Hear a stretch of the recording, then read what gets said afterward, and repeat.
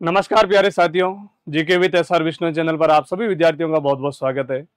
भारतीय भूगोल का हम लोग अध्ययन कर रहे थे और उसी कड़ी में आगामी आज हम लोग पहुंचे हैं। हिमालय का अध्ययन कर रहे थे, यानी कि भारत का भौतिक विभाजन पढ़ना शुरू किया था और भौतिक रूप से भारत को 6 भागों में बांटा। और उसके बाद में हमने हिमालय के बारे में पूरी कंप्लीट जनरल जानकारी ली कि हिमालय का विभाजन और हिमालय का निर्माण के सेवा भारत के 5 लाख किलोमीटर स्क्वायर में फैला हुआ है। उसके बाद में भारत का 16% भाग ये रखता है। उसके बाद में आज हम हिमालय का विभाजन करेंगे। सबसे पहले हम लोग पढ़ेंगे हिमालय का भौतिक विभाजन, उसके बाद में पढ़ेंगे हिमालय का प्रादेशिक विभाजन। हिमालय का प्रादेशिक विभाजन सिडनी बुराड ने किया था नदियों के आधार पर। तो पहले हम लोग कंप्लीट ड्राफ्टिंग बना लेते हैं कि क्या क्या चीज हम लोग हिमालय में पढ़ने वाले हैं। अभी भारत का भौतिक जो प्रदेश है वो बहुत बड़ा है, बहुत लेंथी है, बहुत ब्रॉड है और उसी के अकॉर्डिंग हम लोग स्टेप बाय स्टेप आगे पढ़ करके और एक एक चीजों को बहुत बेहतरीन तरीके से पढ़ेंगे। तो हेडिंग बना ले आप सभी, हिमालय का विभाजन। हिमालय का विभाजन, पार्टीशन ऑफ हिमालय, हिमालय का विभाजन। और इस हिमालय के विभाजन में हिमालय को हम लोग दो आधार पर डिवाइड करेंगे। प्रीवियस क्लास में हम लोगों ने पढ़ लिया था कि हिमालय का विभाजन 6 पर्वत श्रेणियों के आधार पर, 6 पर्वत श्रेणियों के आधार पर हिमालय का विभाजन जो है वो 4 आधार पर किया जा सकता है, लेकिन मुख्यतः इसके 3 भाग है। जैसे कौन कौन से हिमालय के पार्टीशन में होंगे, तो पहले तो हम लोग पढ़ेंगे हिमालय का भौगोलिक विभाजन और उसके बाद में हिमालय का प्रादेशिक विभाजन। तो फर्स्ट ए पॉइंट बना करके हिमालय का हिमालय का भौगोलिक विभाजन।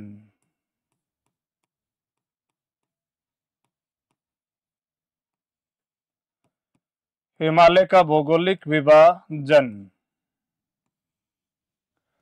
और उसके बाद में दूसरा बी पॉइंट बना के हेडिंग बना लो, हिमालय का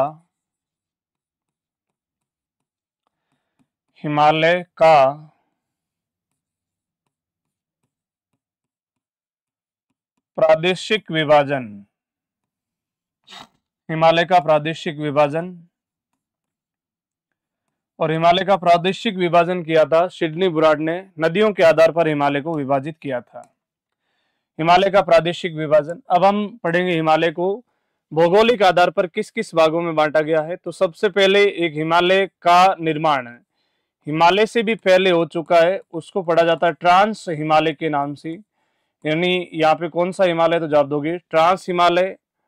ट्रांस हिमालय के जस्ट दक्षिण में उसके समानांतर और सबसे बड़ा भाग फैला हुआ है, या हिमालय का सबसे प्रथम बार जो निर्माण हुआ या हिमालय का सबसे पहली बार जो निर्माण हुआ उसमें किसका निर्माण हुआ है, तो जवाब दोगे महान हिमालय का। महान हिमालय के दक्षिण में इसके समानांतर विस्तारित है लघु हिमालय। महान हिमालय के दक्षिण में इसके समानांतर कौन सा हिमालय विस्तारित है, जवाब आना चाहिए लघु हिमालय।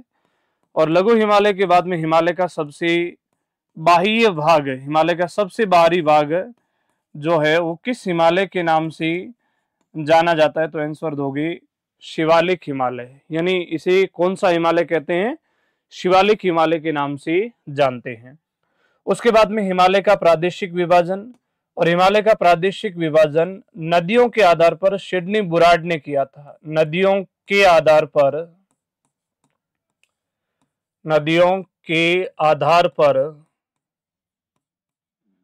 नदियों के आधार पर सिडनी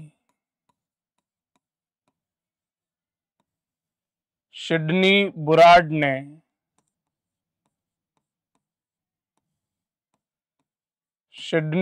ने किया। नदियों के आधार पर सिडनी बुराड ने किया था इसका। अब इसने 5 नदियों के आधार पर हिमालय को 4 भागों में डिवाइड किया। हम लोग उसको जब नदियों के आधार पर प्रादेशिक विभाजन पढ़ना शुरू करेंगे तब वहां पे पूरा कंप्लीट डिवीजन पढ़ेंगे। सिंधु से लेके सतलज के बीच का हिमाचल हिमालय या कश्मीर हिमालय या पंजाब हिमालय है। हालांकि पंजाब में हिमालय का विस्तार नहीं है, फिर भी उसका नाम पंजाब हिमालय दिया हुआ है। उसके बाद में सतलज से लेके काली नदी के बीच का हिमालय कुमाऊं हिमालय के नाम से जानते हैं। काली से लेके तीस्ता के बीच का हिमालय नेपाल हिमालय और तीस्ता से लेकर ब्रह्मपुत्र के बीच का असम हिमालय के नाम से जाना जाता है। तो नदियों के आधार पर जो सिडनी बुराट ने हिमालय का विभाजन किया और चार आधार पर किया था, कश्मीर ऑब्लिक पंजाब हिमालय या Kashmir oblique Himachal Himalaya, Kashmir oblique Himachal Himalaya, Kashmir oblique Himachal Himalaya. उसके बाद में दूसरा कश्मीर ऑब्लिक हिमाचल हिमालय, फिर कुमाऊं हिमालय, कुमाऊं हिमालय, कुमाऊं हिमालय, नेपाल हिमालय,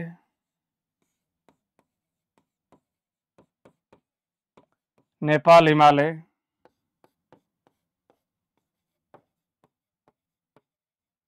असम हिमालय, असम हिमालय, कश्मीर हिमालय, कुमाऊं हिमालय, नेपाल हिमालय और असम हिमालय के नाम से जाना जाता है। अब सबसे पहले हम लोग पहले पढ़ेंगे हिमालय का भौगोलिक विभाजन, जिसमें ट्रांस हिमालय के बारे में पढ़ना शुरू करेंगे। आज हमारे पास में जितना पर्याप्त समय है उतना हम लोग पढ़ेंगे। देखो, हर चीज के अंदर जैसे समय सबके चीज में देना पड़ता है ऑफलाइन क्लास में, उसके बाद में स्कूल का समय, फिर आपके अपने इस चैनल के माध्यम से जैसे ये सीरीज हम लोगों की चल रही है भारतीय भूगोल, साथ ही साथ में राजस्थान भूगोल का भी सीरीज चल रही है। तो इन सभी चीज़ों के साथ में तो जितना हमें एक जैसे लिटिल टाइम पर्याप्त समय मिलता है उस अकॉर्डिंग अपन सब इस एक बहुत डिसिप्लिन के साथ में काम कर रहे हैं और पढ़ रहे हैं, ताकि आगे आने वाली जो एग्जाम कोई भी परीक्षाएं हैं तो उसमें हम लोग एक अच्छा उच्च और आदर्श स्कोर हम लोग कर सकें, जिसमें एक अच्छी रैंक के साथ में हमारा सिलेक्शन हो जाए। यही मोटा मोटा हमारा उद्देश्य है। तो उसके बाद में हेडिंग बना लो आप लोग, हिमालय का भौगोलिक विभाजन, हिमालय का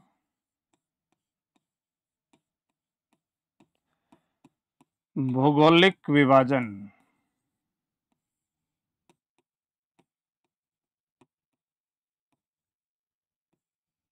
हिमालय का भौगोलिक विभाजन। और सबसे पहले हेडिंग बना लो ट्रांस हिमालय, ट्रांस हिमालय।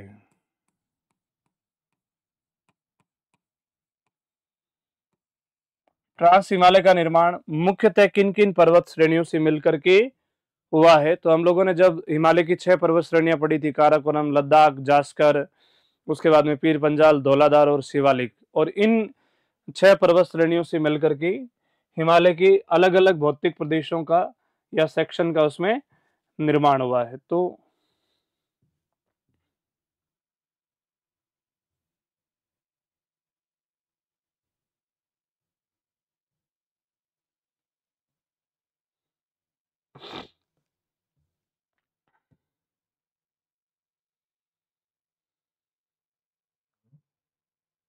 हमने पढ़ा भी था हिमालय मूल रूप से पामीर की गांठ से उद्गमित हुआ है और वहीं से ये हिमालय का जस्ट ऊपर ये वाला जो टॉप पार्ट है जो लद्दाख के आसपास में पाया जाता है, इसे मुख्यतः ट्रांस हिमालय के नाम से जानते हैं। और ट्रांस हिमालय के निर्माण में जो सबसे बड़ा रोल है वो यहाँ से निकलने वाली एक पर्वतमाला का है, और यहाँ से जो पर्वतमाला सबसे हिमालय में उत्तर से निकलती है, इसका नाम काराकोरम पर्वत है। काराकोरम पर्वतमाला से इसका उद्गम होता है। काराकोरम पर्वतमाला यानी कि ट्रांस हिमालय मुख्यतः जो बना हुआ है वो काराकोरम से है। उसके बाद में इसका थोड़ा सा माइनर योगदान जो है वो लद्दाख पर्वतमाला और जास्कर पर्वतमाला का भी इसमें योगदान रहता है। लद्दाख और जास्कर का भी योगदान है, लेकिन इसका जो मैक्सिमम 90% ट्रांस हिमालय का भाग है वो काराकोरम पर्वत श्रेणी से बना है। इतनी ज्यादा ऊंचाई पर स्थित है कि यहाँ हमेशा बर्फ जमी रहती है और यहाँ वनस्पतियों का अभाव पाया जाता है। इसी काराकोरम पर्वत श्रेणी की ट्रांस हिमालय रेंज के अंदर एक चोटी पाई जाती है जिसका नाम है K2 या गॉडविन ऑस्टिन, K2 या गॉडविन ऑस्टिन। और इस K2 या गॉडविन ऑस्टिन चोटी की विशेषता है कि ये संपूर्ण भारत की सबसे ऊंची चोटी है और इसकी ऊंचाई है 8,611 मीटर। विश्व की दूसरी सबसे ऊंची चोटी कौन सी है तो भी जवाब दोगे K2 या गॉडविन ऑस्टिन। सबसे ऊंची चोटी है माउंट एवरेस्ट वर्ल्ड की, सबसे ऊंची चोटी है। दूसरी सबसे ऊंची चोटी K2 या गॉडविन ऑस्टिन, इसके ऊपर चढ़ने वाला पहला व्यक्ति कौन था? गॉडविन ऑस्टिन था और इसकी ऊंचाई है 8611 मीटर। कौन सी हिमालय में स्थित है? ट्रांस हिमालय में। और उसमें भी कौन सी पर्वत श्रेणी में स्थित है? तो आपका आंसर होना चाहिए काराकोरम पर्वत श्रेणी में स्थित है। ट्रांस हिमालय, ट्रांस हिमालय में लिखोगे इसका निर्माण, इसका निर्माण, इसका निर्माण हिमालय से, इसका निर्माण हिमालय से भी पहले हो चुका है। इसका निर्माण हिमालय से भी पहले हो चुका है, कोमा लगा कि यह वास्तविक रूप से, वास्तविक रूप से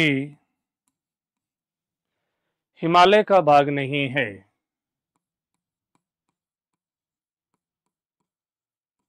वास्तविक रूप से हिमालय का भाग नहीं है,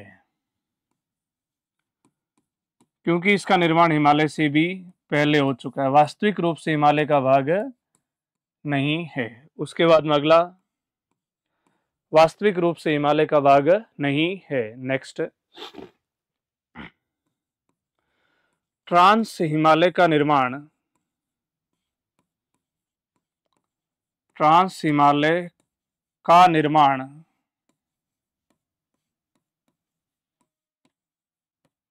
ट्रांस हिमालय का निर्माण काराकोरम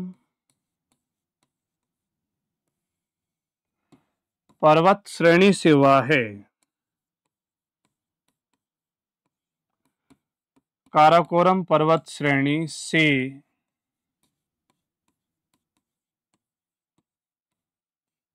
ट्रांस हिमालय का निर्माण काराकोरम पर्वत श्रेणी से हुआ है। मुख्यतः इसके निर्मित करने में कौन सी पर्वत श्रेणी का सबसे बड़ा योगदान है? तो जवाब दोगे काराकोरम पर्वत श्रेणी। उसके बाद में इसके निर्माण में, इसके निर्माण में लद्दाख एवं जास्कर श्रेणियों का, जास्कर श्रेणियों का योगदान है। इसके निर्माण में लद्दाख एवं जास्कर श्रेणियों का योगदान है। Next, trans Himalaya, trans Himalaya की ऊंचाई अधिक होने के कारण, ऊंचाई अधिक होने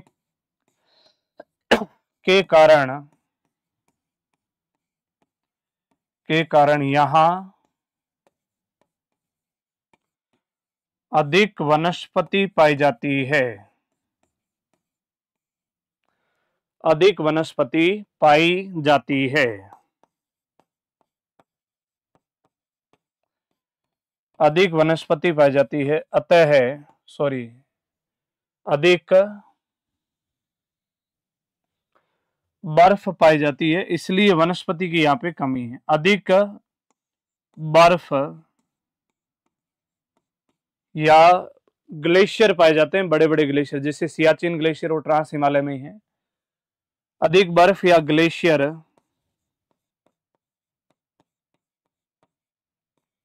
ग्लेशियर पाए जाते हैं, अतः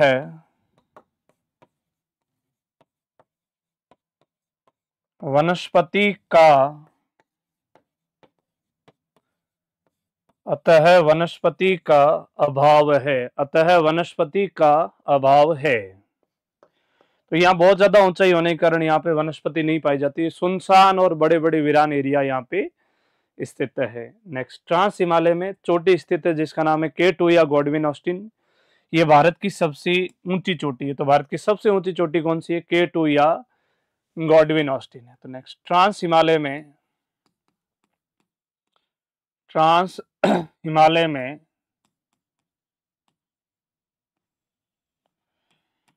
K2 या गॉडविन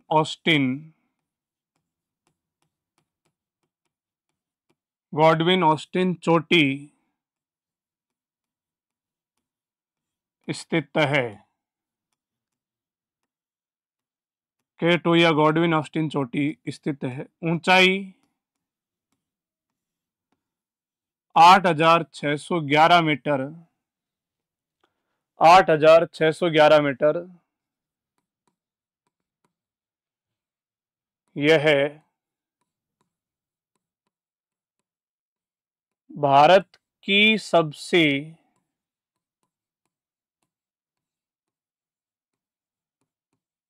ऊंची चोटी है।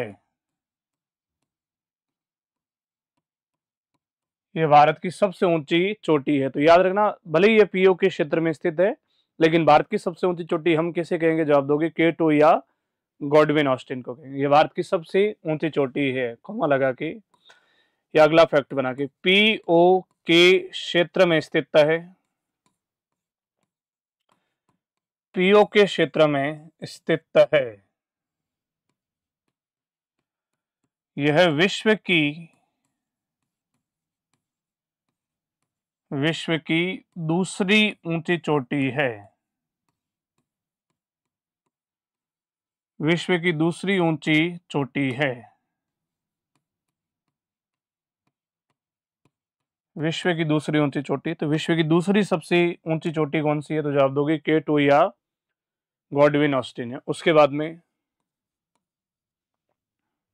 अब इसी ट्रांस हिमालय में अधिक ऊंचाई होने के कारण यहाँ पे अनेक बड़े बड़े ग्लेशियर बने हुए हैं। जैसे यहाँ भारत का एक बहुत बड़ा ग्लेशियर है, भारत का सबसे बड़ा ग्लेशियर सियाचिन ग्लेशियर है। विश्व का सबसे बड़ा ग्लेशियर लैम्बर्ट ग्लेशियर अंटार्कटिका महाद्वीप पर स्थित है। भारत का सबसे बड़ा ग्लेशियर सियाचिन ग्लेशियर है, ट्रांस हिमालय में काराकोरम पर्वत श्रेणी में स्थित है। यहाँ पे अनेक सारे ग्लेशियर स्थित है, बिहापो, हिस्पर, बाटूरो, उसके बाद में सियाचिन और रिमो ग्लेशियर। ये पश्चिम से पूर्व में फैले हुए यहाँ पे ग्लेशियरों के नाम है। तो नेक्स्ट, ट्रांस हिमालय में क्या इसे लिखो, ट्रांस हिमालय की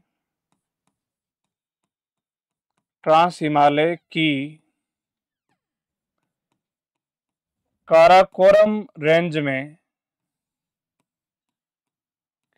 ट्रांस हिमालय की काराकोरम रेंज में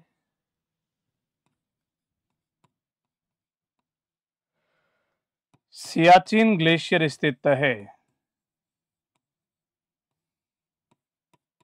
सियाचिन ग्लेशियर ट्रांस हिमालय की काराकोरम रेंज में सियाचिन ग्लेशियर स्थित है। ये सियाचिन ग्लेशियर भारत का सबसे बड़ा ग्लेशियर और सबसे लंबा ग्लेशियर है। इसकी लंबाई लगभग 76 किलोमीटर इस ग्लेशियर की लंबाई है और यहीं से श्योक और नुब्रा नदियों का उद्गम होता है। यहां से एक नदी का उद्गम होता है जिस नदी का नाम है नुब्रा नदी, और नुब्रा नदी की यहाँ पे एक घाटी फैली हुई जिसका नाम है नुब्रा नदी घाटी, और फिर ये नदी आगे चल करके सहायक होती है श्योक की, और श्योक फिर अपना जल देती है सिंधु नदी को अपना जल समा देती है। तो नुब्रा, श्योक, इन नदियों का उद्गम कौन से ग्लेशियर से ही होता है? तो जवाब दोगे सियाचिन ग्लेशियर से होता है। तो इसके बारे में स्टेटमेंट हमें लिखना है, यह भारत का सबसे लंबा ग्लेशियर है, लंबा एवं बड़ा ग्लेशियर है। यह भारत का सबसे लंबा एवं बड़ा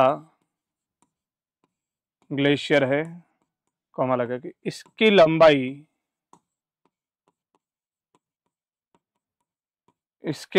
76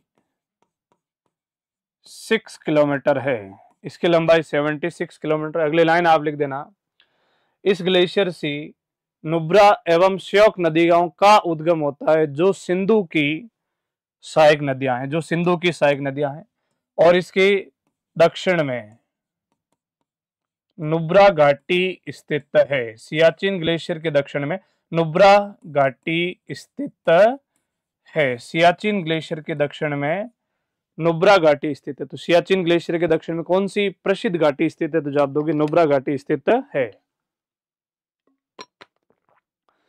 नेक्स्ट, उसके बाद में आपको चीजें कुछ और नोट करनी है कि कौन कौन सा यहाँ पे ग्लेशियर स्थित है। तो एक पॉइंट बना के तो पहले तो आप लोग ये नोट कर लें कि ट्रांस हिमालय में अनेक सारे ग्लेशियर स्थित है। ट्रांस हिमालय में पहले तो सियाचिन ग्लेशियर है, उसके बाद में अनेक ग्लेशियर स्थित है। कौन कौन सी? तो आपका जवाब होना चाहिए बिहापू, हिस्पर, बाल्टोरो, बाटूरा, सियाचिन और रिमो ग्लेशियर। तो एक पॉइंट बना के लिखो, यहाँ के ग्लेशियर, यहाँ के ग्लेशियर,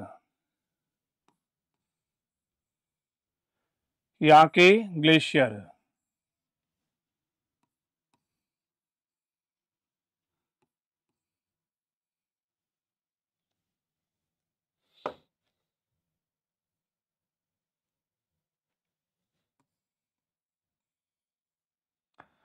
यहाँ के ग्लेशियर। आप इन ग्लेशियरों के नाम लिख देना।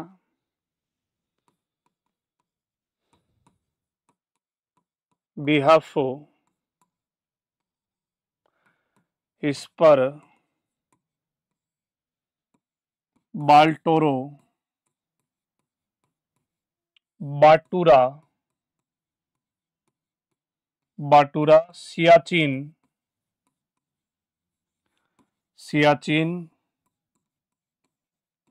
रिमो। सियाचिन और रिमो ये सारे ग्लेशियर कहाँ के? तो जवाब दोगे ट्रांस हिमालय की ग्लेशियर। ट्रांस हिमालय याद रखना, ट्रांस हिमालय मुख्यतः जो है वो काराकोरम पर्वत श्रेणी से बना हुआ है। और इस काराकोरम पर्वत श्रेणी के नीचे इस लद्दाख पर्वत श्रेणी के अंदर एक और चोटी स्थित है, जिस चोटी का नाम है राकापोसी चोटी। राकापोसी चोटी ट्रांस हिमालय में एक चोटी स्थित है जिसका नाम है राकापोसी चोटी। और इस राकापोसी चोटी की ऊंचाई 7788 मीटर, 7788 मीटर राकापोसी चोटी की ऊंचाई है। और ये विश्व की सबसे ज्यादा खड़े ढाल वाली चोटी, इसके ऊपर चढ़ना बहुत कठिन होता है, इसलिए इसके ऊपर अभी तक कोई चढ़ाई करने वाले व्यक्ति का नाम नहीं आता है कि विश्व की एकमात्र बहुत सबसे ज्यादा खड़े ढलान वाली चोटी जिसके ऊपर चढ़ना बहुत मुश्किल होता है, चोटी कौन सी? राकापोसी चोटी है।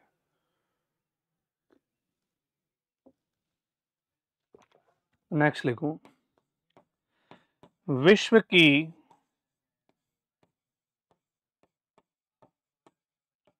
की सबसे खड़े ढलान वाली चोटी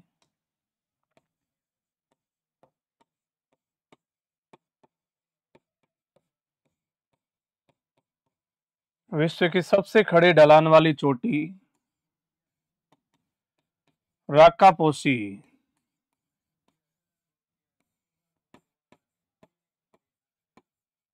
राकापोसी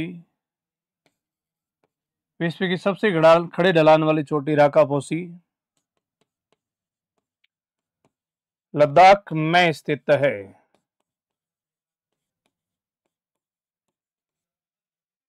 लद्दाख में स्थित है। विश्व की सबसे खड़े ढलान वाली चोटी राकापोसी लद्दाख में स्थित है। उसके ट्रांस हिमालय के जस्ट दक्षिण में महान हिमालय स्थित है। और हमने वहां पे पढ़ा था कि ITSZ, उसके बाद MCT, MBT और HFF ये हिमालय की विभिन्न पार्टों को एक दूसरे से अलग करते हैं। तो ट्रांस हिमालय को महान हिमालय से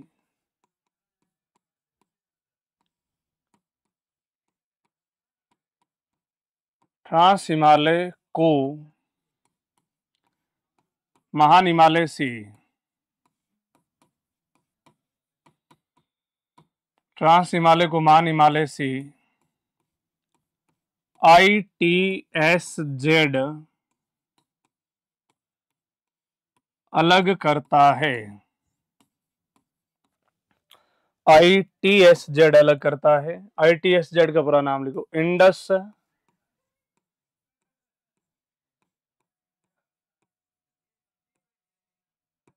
Tsangpo suture zone. Indus Tsangpo suture zone इसको अलग करता है। तो ये हमने देखो हिमालय का सबसे पहले भौगोलिक विभाजन किया है, और हिमालय से भी पहले एक हिमालय के पार्ट के रूप में निर्माण हो चुका था ट्रांस हिमालय का, इसका हमने सबसे पहले सिस्टमेटिक अध्ययन किया। आज हमारे पास में इतना ही पर्याप्त समय है। उसके बाद में जैसे जैसे समय और मिलता रहेगा तो हम लोग महान हिमालय, लघु हिमालय और शिवालिक हिमालय के बारे में निरंतर रूप से अध्ययन करते रहेंगे। तो आप सभी विद्यार्थियों का इस चैनल में और अपने परिवार में पधारने के लिए आप सभी विद्यार्थियों का बहुत बहुत धन्यवाद। मिलते हैं नेक्स्ट वीडियो में, जिसमें हम लोग महान हिमालय, लघु हिमालय और शिवालिक हिमालय के बारे में अध्ययन करेंगे। तो धन्यवाद, थैंक यू सो मच।